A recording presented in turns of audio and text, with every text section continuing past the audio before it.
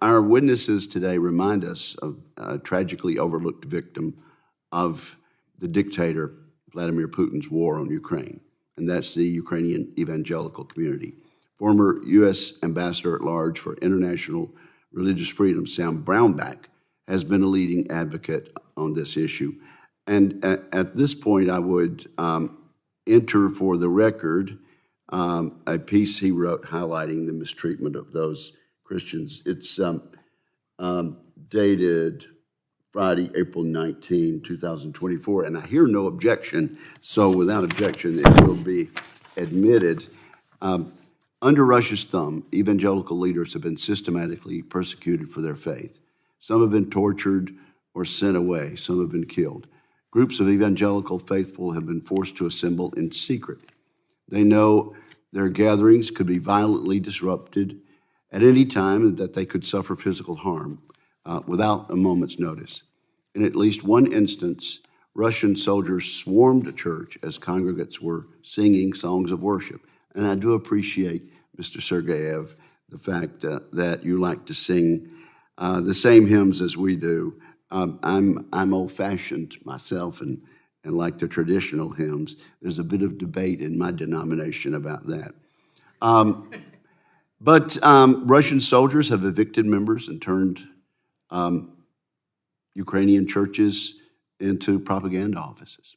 In Russian-occupied areas of Ukraine, there's no accountability for these crimes. Vladimir Putin plays by his own rules. Inside Russia, he broadcasts the lie that evangelicals are political tools of the United States.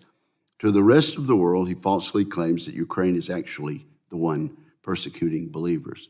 And as witnesses have said just today, he's persuaded some vocal, visible voices in the United States, unbelievably, to make that assertion. It's almost inconceivable that that could be taking place. Vladimir Putin lies because there's no honest reason for his assault on Ukraine. Only a cloud of falsehoods can obscure his crime and create the illusion that he's doing God's work. It reminds me of what we used to call during the Soviet era the big lie. Leaders tell a lie so fantastic and so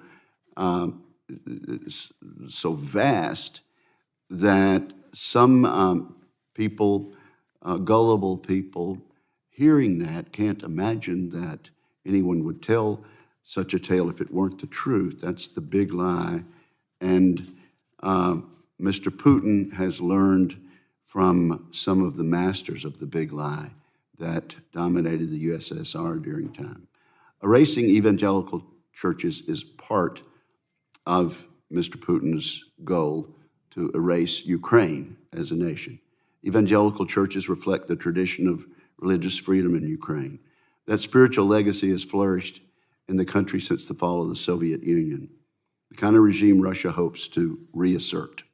And that's what they're up to. It's Ukraine today. It's a couple of provinces in Georgia. It's tacking at the border of Armenia.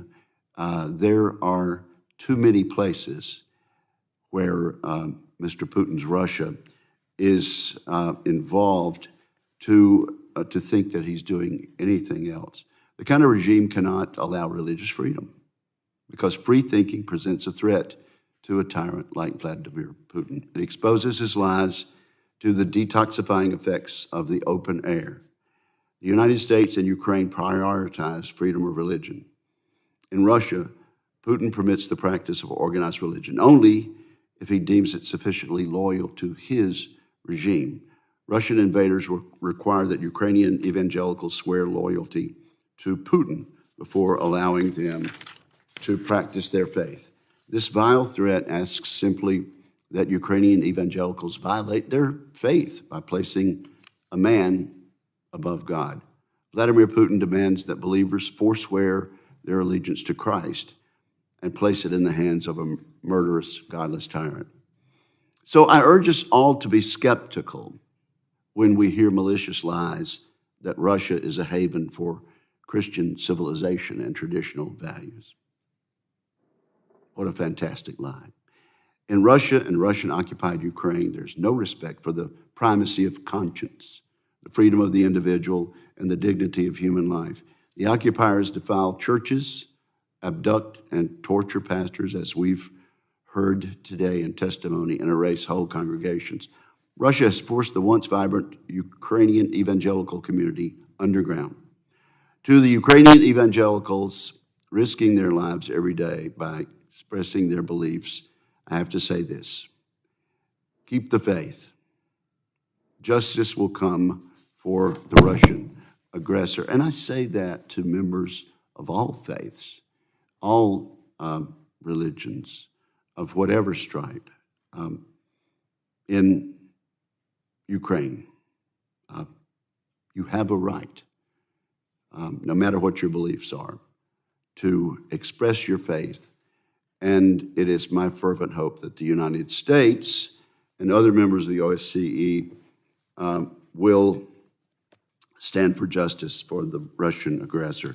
Now, at this point, that concludes my formal statement, and we've already entered into the record the article from April written by my former colleague, former Representative and former Governor Brownback. Let me ask you, and I'll start with Mr. Moore. In about the third or fourth paragraph of Ambassador Brownback's article,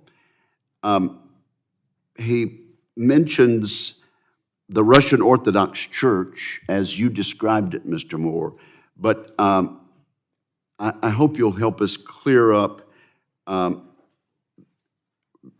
statement that I've heard you make that seems to contradict what I understand Ambassador Brownback is saying. He says there is a now independent Orthodox Church of Ukraine, which is fully in support of freedom of religion and does not answer to Russia. So if you would discuss that and tell us your understanding of the Russian Orthodox Church from Moscow, which is still present in parts of Ukraine, as opposed and compared to the now independent Orthodox Church of Ukraine. Yeah, happy to help out on that. So in 2019, the Ukrainian Orthodox Church, not to be confused with the Orthodox, which I did confuse, but the Orthodox Church of Ukraine is the homegrown Ukrainian branch of Orthodoxy that reports to the Patriarch in Kiev, where the Ukrainian Orthodox Church is the branch that reports to Moscow. And if you look at this over time, you know, at the beginning of independent Ukraine, the Ukrainian Orthodox Church was attended by probably 70% of Ukrainians, and so this is the one that reports to Moscow. And as that church became increasingly more pro-Russian, then more and more Ukrainians left it. And you know, we have polling that details this and shows. We asked people. You know, we did basically a customer service poll of former members of the Ukrainian Orthodox Church, and we found out why they left. You know, a majority of them left simply because they felt that the church was too pro-Russian. And as I mentioned in my testimony, about 8% left because they had seen the clergy do something to aid the Russian war effort or to say something against Ukraine. So you know, the majority of Ukrainians are voting with their feet, so to speak. They're leaving the Ukrainian Orthodox Church, which is loyal to Moscow, and they're joining the Orthodox Church of Ukraine, which is the one that has a patriarch in Kiev. So, does that help with your question? Well, let me see if I can rephrase this. Sure. There is the Orthodox Church of Russia with a patriarch in Moscow. There was a Ukrainian Orthodox Church with a patriarch in Kyiv who answered to the patriarch in Moscow. There was. Now, Dr. Wenner, would you like to take issue with that? It's a complicated situation. Well, it surely is. I'll try to. That's why it's taking I'll try me to be some very time. brief. Yeah. I'll try to be. There's the Russian Orthodox Church that has a patriarch in Moscow, and for over 300 years, Ukrainian religious life was part under that Such Moscow as it patriarchate. could be under the USSR. Correct.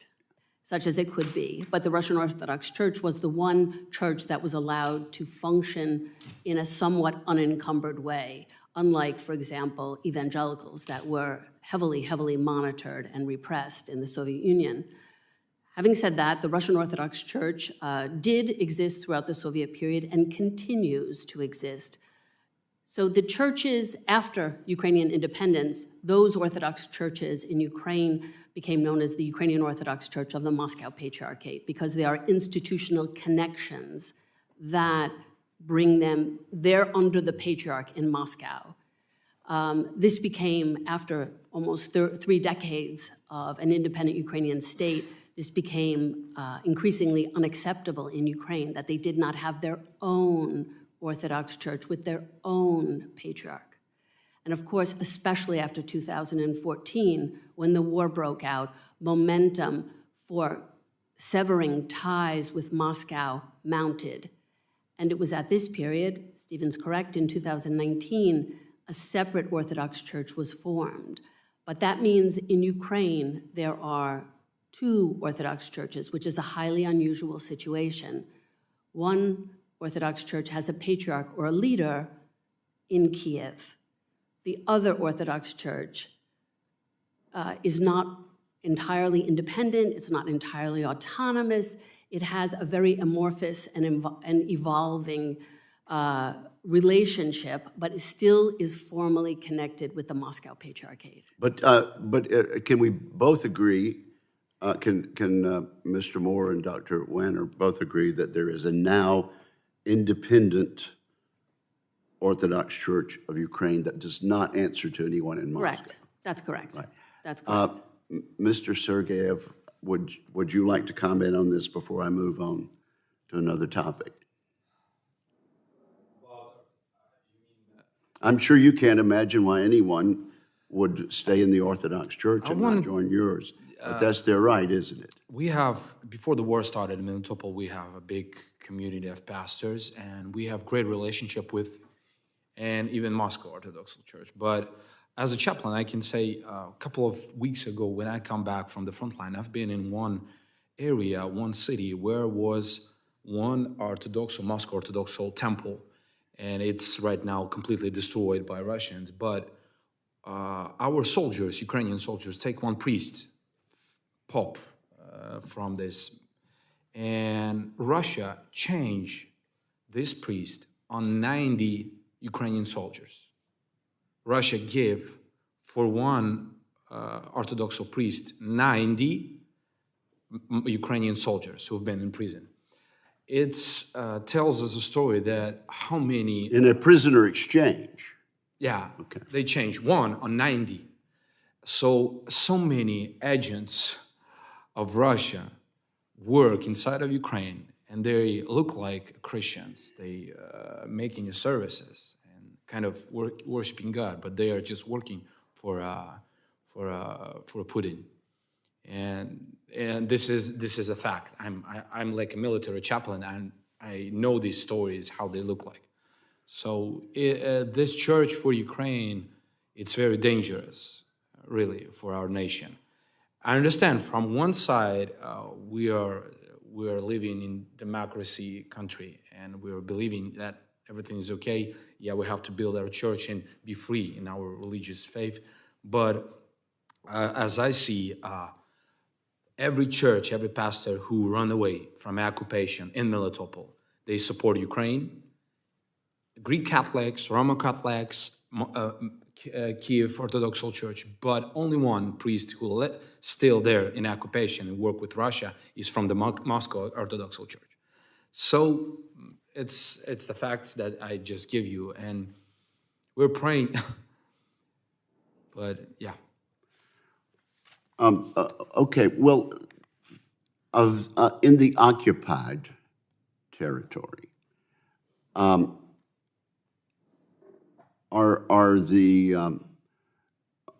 the churches that do not answer to Moscow, are they all underground, or are some of them still able to operate in the open? And how do underground churches meet and work? They have to move from place to place. Just describe that a little. There is not anymore any kind of evangelical churches at occupied territories. Oh, really? Okay. Yes. Not even underground? Like I said before, a couple of small groups, and even they come in sometimes in the houses and take them in prison. Small prayer groups, things like that. 3 people. Right. I cannot say here publicly because so many people, it's dangerous for them, but I still in contact with these people, with the leaders. And sometimes they're not even, we just change the numbers. We speak secretly because it's dangerous for their life. But we understand how many, I know how many people still, members from my church still there in occupied territories and still getting together to pray. But it's dangerous for their life, really. Well, okay. Now, I assume in the areas of Ukraine that are not occupied by Russia, is there total religious freedom? 100%. Okay. 100%. And I believe it's true that by some 70+% in the last presidential election, the voters in Ukraine elected a Jew as their president. Is that correct? Well, he's not active Jew. I mean, but... Well, he says he is. He's Jewish, yeah. Okay. He's Jewish. I might add that the defense minister is Muslim. There you go. All right. Mm-hmm. So, is there any hint of a reason why any independent observer would say there is a problem with religious freedom in the non-occupied part? I mean, are the Russian Orthodox churches discriminated against by the government or by the police in the free part of Ukraine? Dr. Wenner. Yeah. There is a motion to discuss the status of what's called the Ukrainian Orthodox Church of the Moscow Patriarchate. The status of this religious group in Ukraine. And that's because, you very accurately depicted the attitude of the Russian state towards repressing dissent of any form. One of the things that Vladimir Putin has instrumentalized, even weaponized, is religion. And he has weaponized this, I would go beyond what was stated earlier, not just in the former republics turned independent countries of the former Soviet Union, but he is doing this around the world. That is to say, using the Russian Orthodox Church, if you will, almost as an arm of to pursue Russian foreign policy and to enhance the geopolitical position of the Russian Federation and to alter alliances in favor of the Russian state. So this is one of the reasons why the Ukrainian Orthodox Church of the Moscow Patriarchate, that at least formally still has institutional connections to Moscow, becomes an object of concern in Ukraine today. Beyond that one issue, I think there is tremendous religious freedom in Ukraine.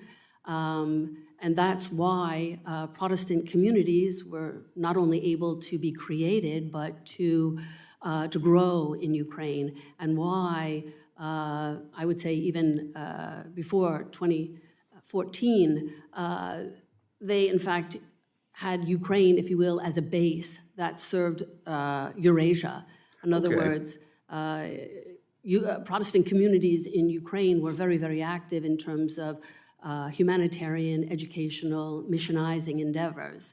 And this, of course, is seen as a threat in Russia precisely because of the potential growth of Protestantism that represents, and given the negative associations of Protestantism, and specifically of the Baptist Church and evangelical Christian and Pentecostal churches, then that makes then a multiplication of potential American spies, if you will, to use their rhetoric, throughout wherever those particular faith communities should grow, be they in Eurasia, be they on the African continent, be they in the occupied territories of Ukraine. And that is why the position of the Russian Orthodox Church, by and large, has been to shut down those churches, shut down those kinds of missionary, educational, and humanitarian efforts. Let me ask you to expound on that. But first of all, am I pronouncing your name correctly? You are. It's Wanner. Yes. Okay. Then compare with us other former USSR countries. And then I think you mentioned Africa also. Are Protestant congregations in Ukraine currently, and have they been sending missionaries to these other places like the former USSR in Africa? Or how is it spread? To the extent that is possible. And of course, that wavers over time, and of course, country to country. But yes. Well, where is which former USSR countries are doing better in that regard, in allowing religious freedom and allowing other? If you want to count the Baltics, I mean, they're of course part of the EU, and so they then adopted EU legislation. But of the other former republics turned independent countries of the former USSR, I would say there's none. The stands they do not don't have surpass much Ukraine, in my view. to brag about. Because, for example, I mean, there are robust Muslim communities in Ukraine as well that are driven by immigrants from primarily Muslim countries of the former Soviet Union to Ukraine, as well as by a burgeoning Afghan community in Ukraine. So there's quite a few Muslims in Ukraine at this point, and they too are quite vocal. They too serve as chaplains in the Ukrainian armed forces. Which one of you could give us some statistics about religious affiliation and membership in Ukraine? How many Baptists are there? How many new Ukrainian Orthodox there? Does anybody have those statistics?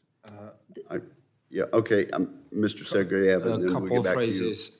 We have the Baptist Union. This Baptist Union has more than 2,000 churches in Ukraine, and now it's the biggest Baptist union in Europe, if we count the people. We have Pentecostal Union. We have more than 3,500 churches in Ukraine. What percentage of the population would be in those two? It's not a big one. It's not the United States. I mean, I think it's kind of 3%. We've polled it, and so Protestants are about 4% of the Ukrainian population. But oddly enough, Baptists are the third largest Christian denomination. After there's Orthodox, there's Greek Catholic at about 10%, and then Baptist is the next biggest denomination. Among Orthodox, the Ukrainian Orthodox Church that reports to Moscow is in that 4% range as well. And again, they're Okay, down to 4%. yeah, so their parishioners have plummeted, and the Orthodox Church of Ukraine has I want to say around 50%. I can get those numbers to the commission, but it's a very large percentage. Well, listen, Mr. Chairman, I do believe my 5 minutes has expired. Let me just end with this. Here's why freedom has got to win out in the end. And I want to quote from Ecclesiastes, 3rd chapter, 11th verse. He has set eternity in the hearts of men, yet they cannot fathom the work that God has done from the beginning to the end. There is something in the human soul that makes most of us seek to understand eternity and spiritual things. And when freedom allows that to flourish, humankind is better. And what you are about and what you're doing is so important. I'm so grateful to each of you for taking a stand and for helping us to understand it better on this side of the Atlantic. Thank you.